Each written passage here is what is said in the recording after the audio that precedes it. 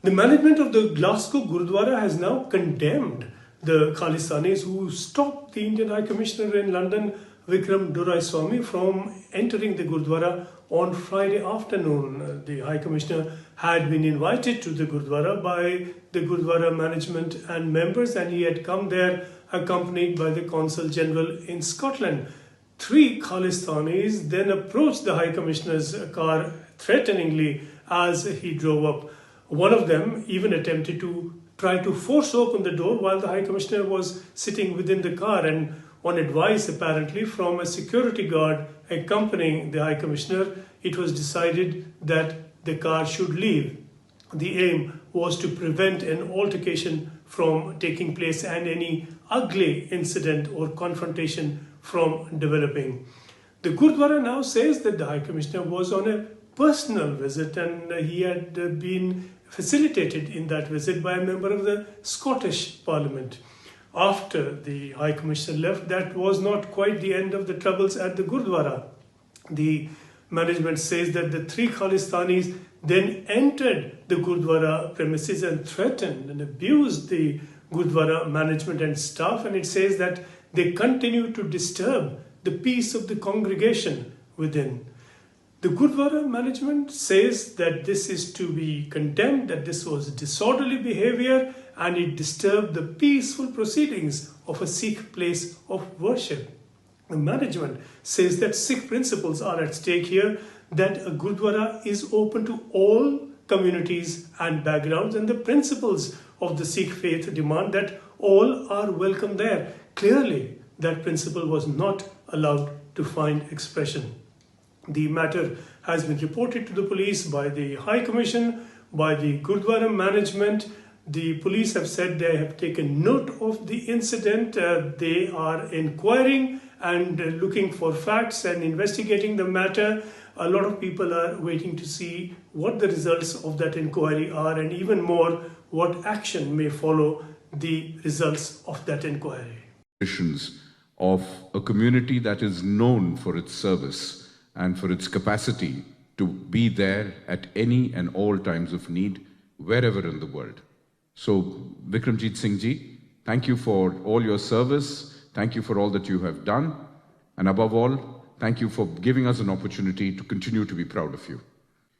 Let me also say, ladies and gentlemen, that your organization, the Sikh Forum International, is an institution which I believe deserves every bit of recognition and every bit of thanks that we can possibly give you.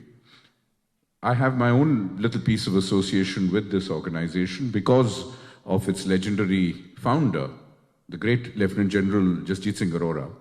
What an absolute privilege it is to come from a country in which the Sikh community has been a defining element of the modern nation and a community that has shaped modern India.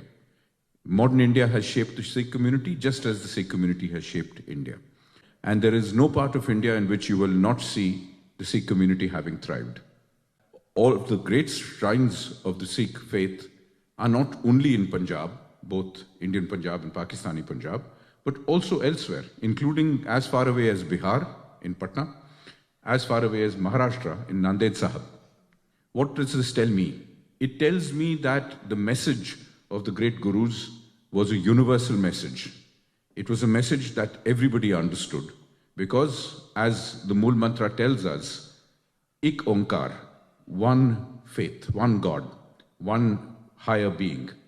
And what it teaches us is this principle of dispassionateness, the principle of worship for the sake of worship, divine love for the sake of cleansing the soul, not for seeking profit, not for seeking alienation of others, not for being exclusive, but for being inclusive because of the commonness of all humanity.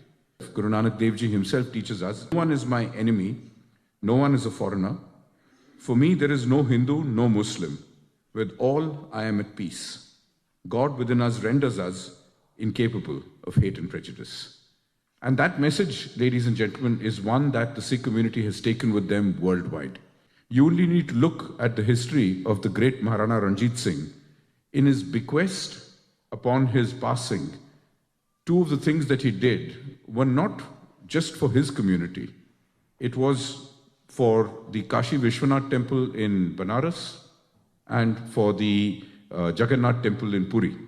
Nowhere near Punjab. He did it because he believed in bringing everybody together.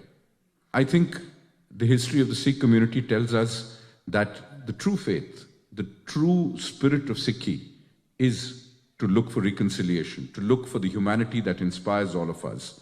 And most importantly, the ultimate spirit which is there in the most common, how should I describe it? The most common mantra of the Sikh faith, which all of us repeat whenever we go to a Gurdwara.